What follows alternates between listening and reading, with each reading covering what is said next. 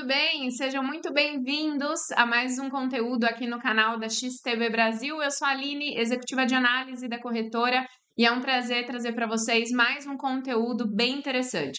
Se você é novo por aqui, comece a acompanhar o nosso canal. A gente já tem disponibilizado alguns conteúdos e muito em breve também vários materiais disponíveis para vocês. E hoje eu vou trazer qual a diferença entre o IPC e o PCE, que nada mais é dados de inflação. E a gente vai entender um pouco mais no detalhe o que fala cada um.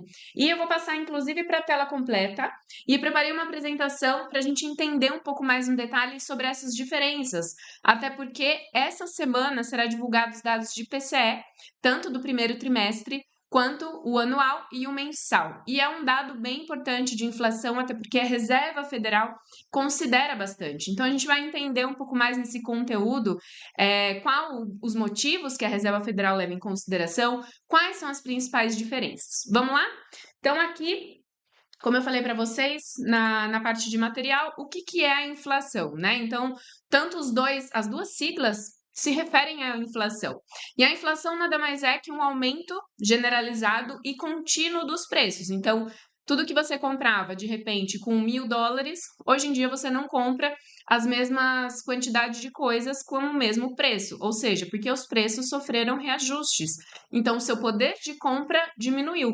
Então, isso é um reflexo, obviamente, da inflação, né? E ela é expressada como uma taxa em percentual, geralmente anual. Então, ele compara, por exemplo, no mês de março, né, o último dado que a gente conheceu, o mês de março, comparado março de 2023 até março de 2024. Então, ele considera os últimos 12 meses, tá? Então, basicamente, é uma variação de preços que é considerado a atualização também desse índice, tá? E quais são as causas da inflação? Antes da gente entrar um pouco mais no detalhe, para a gente entender o que causa a inflação e o porquê que a gente precisa também entender sobre isso. A gente pode ter inflação por demanda, que ocorre quando a demanda por bens e serviços excede a oferta disponível, então traz um aumento, né, generalizado nos preços. Então, quando a gente tem um aumento dos preços, obviamente isso também é um fator inflacionário.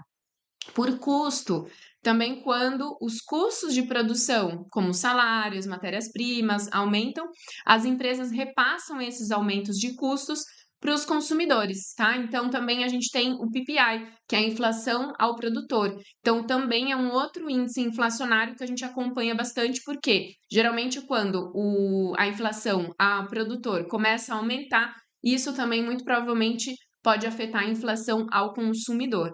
E também a gente tem a inflação por parte das expectativas, que quando os consumidores e as empresas esperam que os preços vão aumentar no futuro.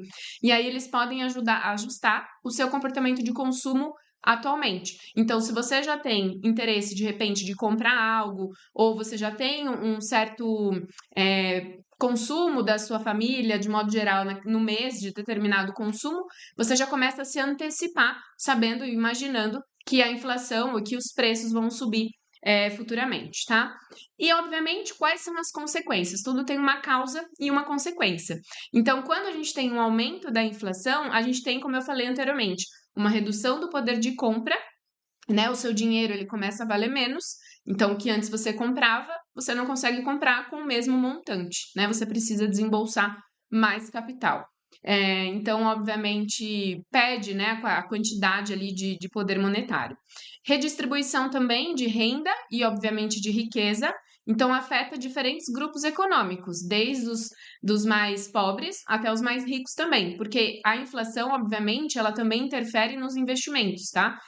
Porque, obviamente, tem muitos ativos e muitos investimentos que são atrelados à inflação. Então, por isso também que movimenta aí a economia de modo geral. O impacto nas taxas de juros e políticas monetárias, que é o que a gente tem acompanhado recentemente, é o tema principal. Então, acontece que os bancos centrais geralmente ajustam, né, a sua taxa de juros para tentar controlar o consumo, reduzir então a inflação. Ou seja, um fator de inflação também é o consumo. Então, quando os bancos centrais aumentam as taxas de juros no intuito de controlar a inflação, é para também esperar uma redução do consumo, tá? E as influências nas decisões de investimento e poupança, como eu falei. Então, muitos investidores e muitos ativos tem indexado a inflação. Então, quando a gente tem uma inflação também muito alta, a gente tem uma fuga aí para ativos que têm um poder de pagamento maior. E qual a diferença, então, entre o IPC e o PCE? E onde a gente vai conseguir descobrir. Então, o Índice de Preço ao Consumidor, que é o IPC, ele é uma medida que ele vai avaliar uma cesta de produtos fixa, tanto de bens quanto de serviços. Então, ele vai, nessa cesta, tem desde alimentação, habitação, transporte, saúde, educação, só que ela geralmente ela é atualizada a cada 2 anos, então ela é um pouco mais inflexível, né? Então ela é mais rígida ali nesse sentido. Então ela tem seus padrões e é atualizado todos os meses essa lista de produtos para saber se teve alteração ou redução nos preços. De repente, até algum tema sazonal, dependendo, né, de alguma matéria-prima, coisas do tipo, também pode afetar o índice de inflação por conta disso, porque daí vai variar muito nessa ponderação, tá? A fonte também. Então, o IPC, ele é analisado pela Agência de Departamento de Trabalho dos Estados Unidos, né, a Bureau Labor Statistics. E ele é calculado também mediante ao consumidor de zona rural e urbana. E o IPC normalmente pondera os itens com base na importância relativa pelos gastos da família. Então, itens de consumo ali do dia a dia, ele vai ter uma ponderação maior do que de repente parte de transporte, lazer, coisas do tipo, que envolve coisas mais supérfluas. Então, tudo aquilo que é considerado como importante e relevante, ele vai ter um peso maior também nessa ponderação. E o IPC também ele é usado para ajustar salários, pensões e outros pagamentos que são relacionados ao custo de vida. Então, sempre quando a gente tem, por exemplo, alguma informação sobre questão de reajuste salarial, muito se usa como base, como referência, o dado de IPC, que é a inflação, né, geral. Então, ali, vamos supor, se a gente tem um dado de IPC de 3%, 4%, espera-se que pelo menos os salários sejam reajustados uma vez no ano, geralmente, na taxa de inflação do momento. Então, por exemplo, acima de 4% é o mínimo esperado, porque para não perder tanto o poder de compra, como eu estava falando para vocês anteriormente. E a gente tem o PCE, que é o custo de consumo mesmo, né? Então, qual que é? É uma medida semelhante ao IPC, mas ela considera mais produtos, uma gama maior, inclui também mudanças de comportamento de consumo ao longo do tempo. E ele tem variações mensais praticamente. Então, o que acontece? Se de repente um item daquela cesta ficou muito caro e as pessoas começaram a substituir por outros, por exemplo, se a carne ficou muito cara e as pessoas começaram a substituir pelo frango, por exemplo. Então, aí é substituído também nessa ponderação. Então, ele vai se adequando conforme também o consumo das pessoas naquele determinado mês específico. E ele é também, a fonte é diferente do IPC. Ele é pelo Bureau of Economic Analysis, então é uma agência de departamento do comércio, o outro era do trabalho. E o PCE, ele utiliza dados de contas, tanto nacionais quanto registros fiscais.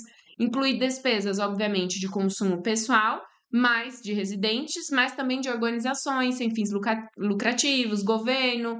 Ele é um pouco mais amplo, ele pega muito mais setores. O IPC, ele vai muito no consumo pessoal e zona, né, como eu estava falando anteriormente, zona rural e urbana, e o PCE, ele pega muito mais consumo, ele é muito mais abrangente, por isso também que é um dos fatores que a Reserva Federal gosta bastante. E na ponderação, o PCE utiliza então uma abordagem mais dinâmica, como eu estava falando, então ele vai ajustando as ponderações conforme os padrões de consumo. E é uma medida usada pela Reserva Federal. Ele toma suas decisões de política monetária em cima praticamente do PCE. Não quer dizer que ele não olha para o IPC, ele olha também, mas a tomada de decisão e principalmente o que ele vai considerar é o PCE. E por que o PCE, então, é preferido pela Reserva Federal? Porque ele abrange, né, mais gastos. Ele pega não somente o consumo pessoal, mas governamental, como eu estava falando anteriormente. Então, ele é muito mais amplo nesse sentido. Então, é diferente quando você vai analisar um ponto específico do que quando você vai analisar o todo. É como se você desse uma amplitude maior para aquela situação. Então, é essa a expectativa, né? É esse o resultado que o PCE traz para a Reserva Federal. Também tem atualização regular, como eu falei, geralmente a cada mês, cada 2 meses ele tem uma atualização, então isso também ajuda a trazer para uma realidade. Então é diferente de você ter uma cesta de produtos que só se atualiza a cada 2 anos. Então, de repente, o poder ali, o seu consumo pode ter mudado com o tempo. De repente, uma coisa que você consumia há 6 meses atrás, você já não está consumindo agora. Ou algo que você não consumia, você começou a consumir. Então, isso comparado entre o IPC e o PCE, traz essa diferença. Então, a atualização regular, de acordo com o consumo do momento, acaba sendo mais atualizada nesse sentido. E também inclui de substituições, né? Como eu estava falando. Então, se um item está muito mais caro, ele consegue substituir pelo outro e assim por diante. Tem dados econômicos também mais amplos, tá? Então, como eu estava falando, embora o CPI, que é mais conhecido pelo público de modo geral, então quando a gente vai falar sobre inflação, a gente sempre vai falar do CPI. Então, geralmente, dados de inflação que a gente vai observar é sempre o CPI, né? Que é o IPC, por muitos conhecidos também. Agora, o PCE, que tem essa análise, então, mais aprofundada e que é o que a Reserva Federal leva em consideração, mas que nada por ser um indicador um pouco mais, digamos, atual, no sentido na ponderação, na base dos itens analisados, né?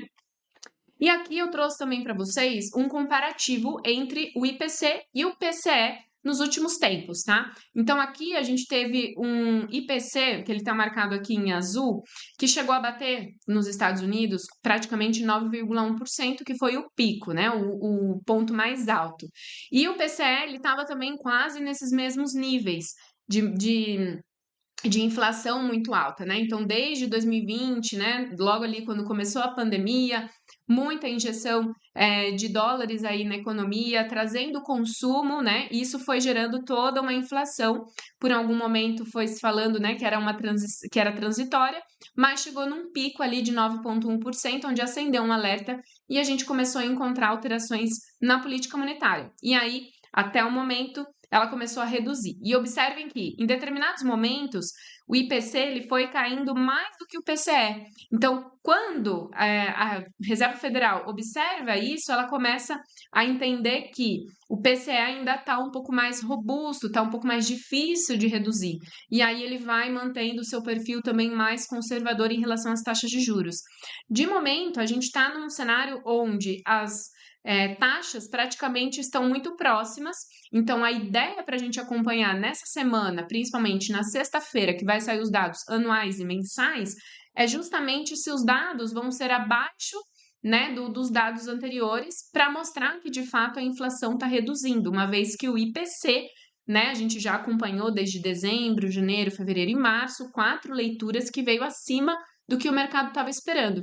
Então, essa é a principal diferença. Então, a gente tem já uma referência um pouco de antecipado, onde a gente vê, inclusive no gráfico, que o IPC está dando sinal um pouco mais, né, de um novo aumento ali da inflação, e o PCE, por enquanto, ainda está um pouco abaixo. Então, a gente precisa saber se ele vai ultrapassar ou não, tá?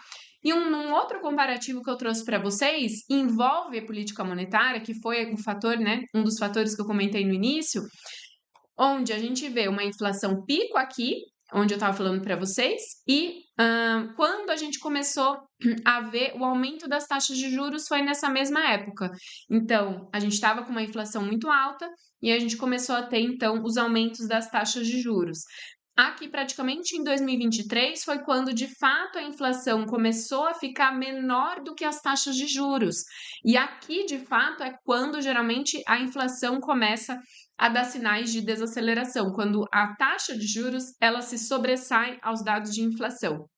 E é o que a gente está encontrando de momento. Então, uma taxa de juros em 5,5% e a inflação aqui praticamente a 3% e o PCE ainda acima dos dados de CPI. Então, e tudo isso que a gente vai acompanhar para essa semana.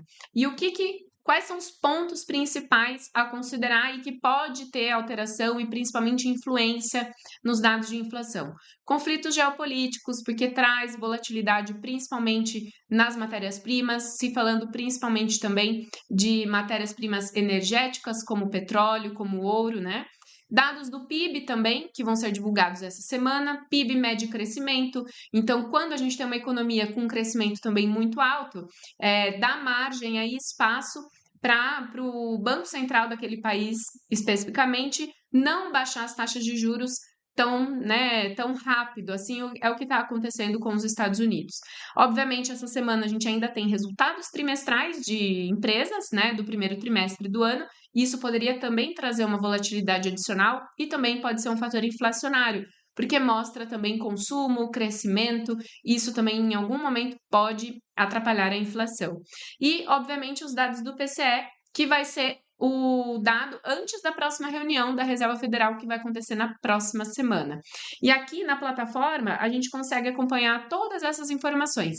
Então, aqui você pode filtrar o país que você deseja, o impacto, e aqui, por exemplo, ó, nessa semana, a gente vai ter amanhã os dados do PCE Core, que é o que exclui alimentos e energia, e do primeiro trimestre, e na sexta-feira a gente vai conhecer o anual e o mensal.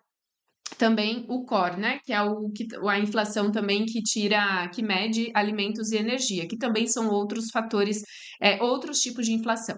A gente tem vários tipos, né, mas a ideia de trazer aqui para vocês é a diferença principal entre o IPC e o PCE e o porquê que a Reserva Federal gosta tanto também do dados de PCE.